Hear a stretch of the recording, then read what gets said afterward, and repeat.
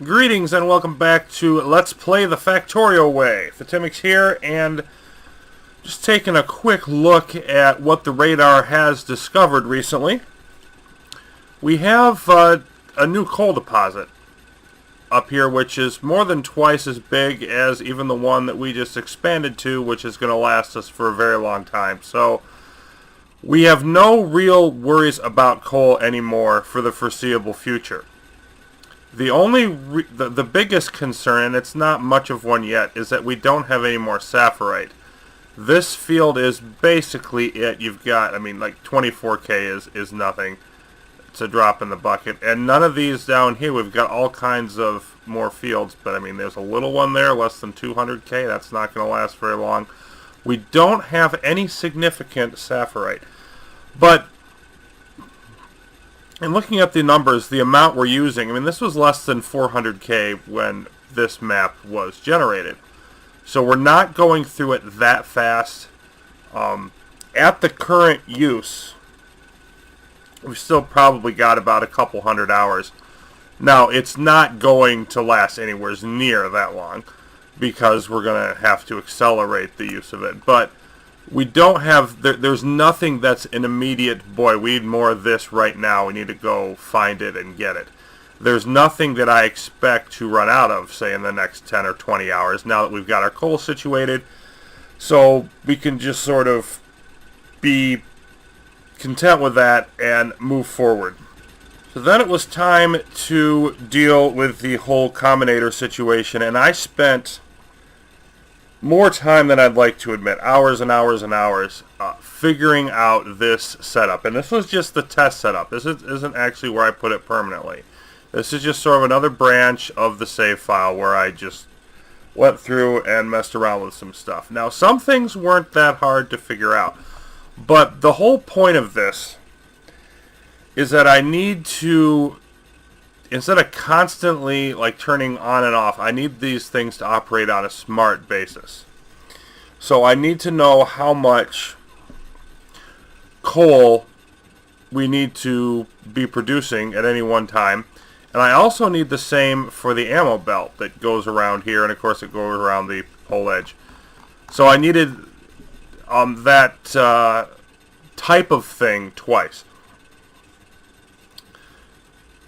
So, the first thing that I wanted to do is to have a clock, and that's not that difficult. We've got this right here, which it's a decider combinator, and it just increments up gradually. So you've got the T and the Y signals, and over here in the command and control center, the constant combinator, T is Y, and Y is, or T is 1 and Y is 900. So the way that this works is, you can see, let me move aside a little bit, the output is plugged right back into the input. So as long as T, which again starts as 1, is less than Y, 900, it'll put it back, just put that back in. And since it's always getting the signal of 1 from the constant combinator, it's always going to increment by 1 every tick. So if we hold over this and we take a look what's on the right side panel there, you can see T gradually counting up, and then it goes down and it counts back up again. And it's always cycling once per tick, and there's 60 ticks a second that it cycles up. So if it has a limit of 900 and there's 60 ticks a second, then a little bit of math tells you that's 15-second timer. So this just gives me a loop that I can use to, you know, decide when to recount. So like the 15-second loop means every 15 seconds I can get a count here on how much is on the belt. Now then we've got this one right here, and this one says when T equals 0 it outputs A equals 1, and basically what this does is it tells everything when to reset. Because if A is 1, then do a whole bunch of stuff. And any time other than when the timer just reset, it's not going to do that. So it's basically just saying, take these actions now. It's time for you to do everything. Over here, we are measuring the, well, let's take a look at this first, because we're taking information off of the transport belt, and we're not gonna, we can actually stop the belt. We don't want to do that. We're just reading the contents, and pulse is just counts everything once when it enters the belt, and hold will you know, just determine set continuously as long as items are on the belt. So that would be more like if you want to know how many items are on this section of the belt. But that's not what I want. I want to know how many items are going through in a certain amount of time. In general, how full is the whole belt during this period of 15 seconds. So that's why I'm doing the pulse. And then this arithmetic combinator now takes in the input it's getting, which is the coal, and adds that to Z, so that over the course of time, Z is incrementing with however much is on there. And we can see, again, like if you look at the output signals there at the bottom, it's slowly counting up, 11, 12, 14, 15. So that counts up how much is being accumulated. And during the 15 seconds, at the end of the 15 seconds, it'll have the full amount of whatever coal came down the belt.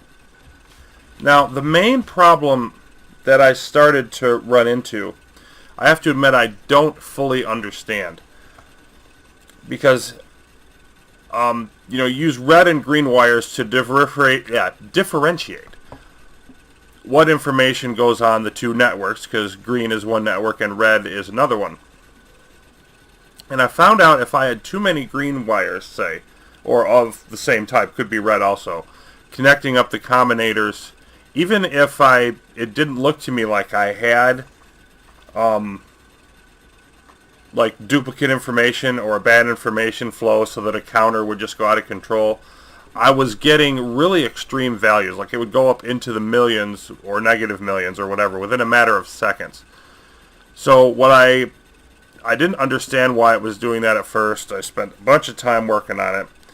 And eventually, just by trial and error, I discovered that whenever I had that problem, there was usually always one or two wires I could switch from red to green and make it work, even though I was sending the same information to the same place. I'm not sure why. Like, I haven't figured out the logic of why that was happening, but it was. So that's the way things are. Now, this one right here takes the, you know, A equals 1 and multiplies it by -1. So it's only going to output -1 if when the timer resets, because that's when A equals 1. Otherwise, it's going to output 0, because 0 times -1 or anything else is 0. So this is just continuing the path of what to do when it resets. And then you come down to this one, and it's going to take the Z, which is counting up how much coal we've got in the belt during that timer, and it multiplies it by A. So this is just going to put out 0 at most times. But when it resets, you know, basically what we're doing here is we're multiplying by the inverse. We're getting the inverse of the value, and it plugs it back into here. And the point of that is it resets how much coal is in there. Like, it'll reset this to 0. We need to be able to reset this to 0 when the timer is starting again, so that we don't just have, like, say 50 comes through every 15 seconds. Every cycle is just going to count up 50, 100, 150, so on. It never stops and resets, and we're going to get some ridiculous numbers. I don't want to know how much has come through in the whole time period. I just want to know that 15-second block. So that's what this is doing. And then we move on up here. And, you know, when it gets the A -1 signal, then and only then it'll output that count. And again, this is getting that final count. It's incrementing up like all the other ones. This just gets the Z value passed on to it. But it's only going to do anything with it when the timer resets. and then it comes up here, which this is your basic memory cell. A memory cell basically being, and the clock here is also a version of it, decider with the output tied back into the input. And this one is able to maintain a stable count there, as you can see on the right. And it only stores, because it's only going to get a signal from here on the reset. So it only gets that signal once every 15 seconds. And then since it ties it back into itself, it can constantly be sending that on. And again, we're multiplying by the inverse here. We want to be able to zero this out when the timer resets. And then that goes on to here. So when the timer resets, it's going to output that inverse of the count, the negative z, and it's going to put it back here in the memory cell so that it doesn't keep, adding up each cycle. It's only going to have the number from the previous count, so that subtracts that out. And it also sends it on here because it wants to send out that most recent 15-second count of coal. It wants to send it out to this combinator. Now we're subtracting 75 here because that's my target amount. Basically, over the 15 seconds, these belts run 10 items per second. Verify that by looking at them. So that'd be 150 items of coal. Well, I wanted to have the belt be half full, just as a starting amount to try it. So, if we subtract 75 from what we have, then we'll, if it's less than 0, that means we have less than 75 items on the belt, and we want to create more. If it's 0 or more, there's at least 75 left, and so we don't need to do anything. We don't want to run the drills when the belt's already full enough. So then I tie that signal into here, and this will only work if x equals 1. You can see at the moment, we've got just enough in this section. Yep, 76. Again, just over half. So this is our test one, and it's not doing anything because it's been told not to. We've got this, the condition says there's enough on the belt. So that whole rigmarole is what I ended up with. You might be able to simplify it, might be able to do it with a few less combinators. Definitely could have done without all of the brain melting it took for me to get it to work. But it did work eventually.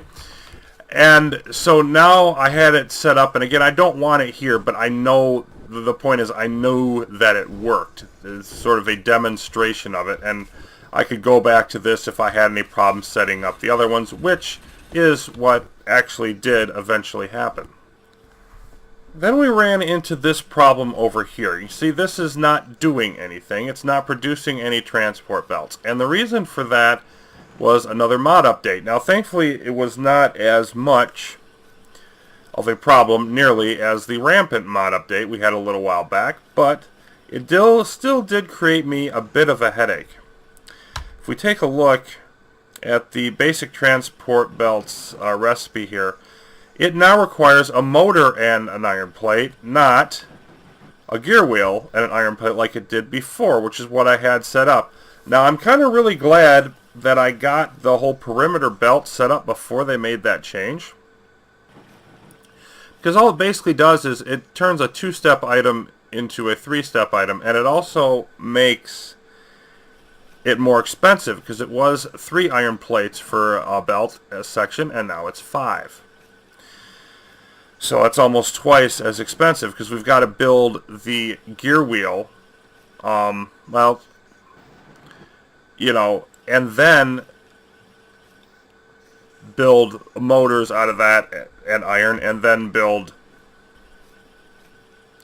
belts out of that and iron. And for the moment, I didn't really want to change this. So I said, you know what, I've got enough. I've got the 50 transport belts that I'm holding. I'm going to just leave it. But I couldn't have this producing anymore. So I did need to deal with that eventually. But I really wanted to get the belt combinators set up. So I said, you know, I'm just going to accept this and not build any more belts for the time being. While I was finishing up building all of the stuff I needed to put the combinators where I wanted them, and I'll get to that in a moment, the radar finished its operation. It is all now already expanded to the very edges of the map that it can reach, and it had almost been there when we looked at it a bit earlier in this update, but it did find something else. They have built now a nest right over here, which is not that far away from us. So the biters are starting to get their act in gear now. They're expanding towards the factory a little bit. Not a great deal, but again, we don't have real-time observation on most of this area. So that's something that's going to have to be dealt with fairly soon. And then here we have the combinator set up for the coal line in the east. It's all set up. It is working quite well, and you can see like the lone red wire, because that's the one I had to just throw in there to make it work without it causing all kinds of crazy values. And again, I don't know why. I'm hooking everything else up green to green all over the place, but I had to make this one red, or it did dumb things. But the bottom line is this reads everything, and these, at this point, most of the line is like a quarter to a third full. If we take a look at the, you know, right now we're getting, the input signal on the Z is 39, so, you know, we want it to be at least 75, and so, which is half of a line being full. So we're looking at it not being all the way up there. I've had to move one of these, as you can see, but I've got these hooked up everywhere. I've got all four of these are hooked in so that when the line gets up to where I want it, they will run only, you know, only when it's needed, and they'll slow down. Now, I only have these hooked over here. I do not have the ones back at the main production area hooked in because I want to use up that field first. So those are running full blast. Get rid of that coal field there. That'll give us more space. And plus, you know, use up the old field before you get to the new field. And these are the ones that are hooked up to, you know what, only put on what is needed. So, given how much effort it took to get there, there was a real sense of satisfaction for me in actually getting this darned thing to work. And I like the little boxes here. If you zoom in, you can see them on the mines. Which, you know, they're hooked up and it's got the green light. And in addition to the whole bottleneck mod where these will turn different colors if it's not working, if this is saying, you know, don't work, it's turned it off because of the circuit condition, there'll actually be a red light on the bottom that'll act up and the green one will go off. So I just think that's a cool little thing, detail in the game. Now here I wanted to do the combinator setup for the ammunition belt, but I didn't have enough tin or solder because I'd used basically all of it to get all the wire out and all the combinators. You know, each of those 10 combinators that are sitting out there. I've got the clock back at the main base. Let me go take a look at that real quick. Just the clock here. Everything else is out that way. It took like 50 or 60 or so wire to get out there, and then, you know, we've got the 10 combinators. Each of those needs copper wire, which isn't a problem, but also 5 of the base electronic boards, more solder and tin going into those. So I couldn't really do that yet. I didn't have the material for it. We still just got the tin and solder trickling in from that one mine in the southwest. So I decided to do this, which is the best sort of way that I could find to get the belt operation going again. And now we've just turned this, you know, iron loop into kind of a weird little L shape here, like reverse L or side laying down L, whatever it is. But, you know, you can see we've all we had to really do in terms of adding stuff is throw down a few belts, add a couple inserters, couple poles, and another assembler. It wasn't a particularly involved thing. I was able to not move any of my other major operations. And again, this is all, relatively temporary, so I decided to shoehorn it in here and call it a day. So now we've got this hooked up to everything, and again, I want to have 500 belts in storage, and it's, gradually working its way through. And all of that is back operating the way it was before the mod change, except now, I'm chewing through a lot more iron. Now, I still had more time to wait for resources, so what I decided to do next is, let's just go take out that biter base down here. And so it was time to put the chain gunners to work.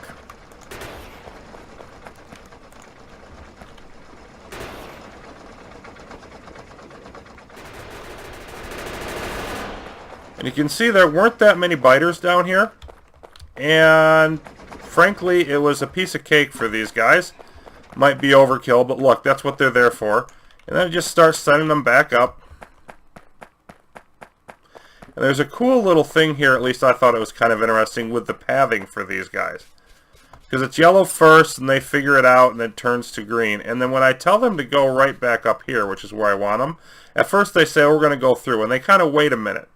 They're like, well, we can't really go through the wall, and then they just sort of curve out this way, and then boom, now it's green. That's the way they're going to go. So I like the way they try, and they kind of going up here where they don't need to, but they figure out how they're going to do it, and then it curves right around the end of that wall, comes back. So it's like you can just imagine the guys in here, even though there's not actually people. It's all computerized. But you can imagine, the little tiny processors they've got in there just whirring away, figuring out, well, there's a wall, fatal error, object in way, what are we going to do? And they eventually, try different ideas, and, oh, we can go around the wall that way. So, I just think that's a cool little touch, the thing where they're gradually, it sort of shows the process of them figuring out which way they're going to go. Now this here is some while later, but just to show what we've got here, you can see the red light, because this has caught up. It's actually at 83, then 79, just above what we need, so, well, we shut off then. We don't need any more coal on the line for this period, so all these turned red, the bottleneck is yellow, but, and just showing that the fact that this is in fact working, and there we go. It's down to 73 just below, so now we're going to run again and put more on the line. So at this point, the system has sort of caught up and it's balancing itself out. We know it's working. All of that is excellent. Adding more wall sections was the next little bit while I waited for the tin continually to produce. So if you remember before when we went out and took out the biters, the wall was about here. And we had a lot more of it saved up, and I didn't have enough nanobots to lay all of it down, but I laid down, it was a little less than 400 sections that I had, and I got, I think, close to 300 of them down. So it did quite a bit. Was able to extend the wall all the way out here, so the whole southern flank is full, and then also just a little bit up in the east. So probably only about 40%, between a third and a half of the perimeter completely surrounded, but that's a lot better than where we were. We had it just started before, and we've done another nice big section of it. Now, between the various make work tasks that I've done, ended up being almost an hour of what was going on here, waiting for the tin and the solder, but it did eventually get there. So now what we've got is, this is the setup with basically the same combinators. Looking at the ammunition belt, which in some parts is pretty heavy and some parts isn't. Now I didn't want nearly as many as I have with the coal. There's no need to pack the belt that full, but I did want one per second coming down the line. I figured that was a reasonable amount. We haven't actually had to have the turrets fire at all, and it wouldn't bother me that much if they didn't have to. But at least we have it in place. And what this is wired up to is this inserter over here. And now it's, what we've got here is we do believe that we have enough ammunition at the moment, so it doesn't need any more, and therefore it's not unloading. The count here is only 15 every 15 seconds, as opposed to the 75 for the coal. So everything is just fine. We can see that this particular section has 23, so it's significantly more than I want. And so we're just sort of waiting, and then in the thinner parts it'll output more. So the whole system here is that this will empty into here until it hits 200. Right now it still wants to produce more. And then this will only empty it out when the belt over here is reading that it's got less than that 1 per second. And that pretty much was the end of the major project. There was still about half an hour more of stuff to do, but at this point I'm just working on improving small little things. Getting more nanobots always is necessary. I wanted to eventually I want to get, like, the next project is to get more tin by hooking this up. But, I just started working on that. There wasn't really time to finish any of that before the end of this update. So that concludes the 12 to 14 hour period. And I'll be back soon with more of the Factorio way. As always, hope you're enjoying it, and thanks for watching. And this seems like we have the sort of a light at the end of the tunnel here in terms of getting to the minibus. The Combinator hurdle has finally been passed, and there's some more things that need to do, but we're getting pretty close. The perimeter wall is almost up. I added some more of that also after this. So that is all looking good at the moment. So I'll see you next time with more.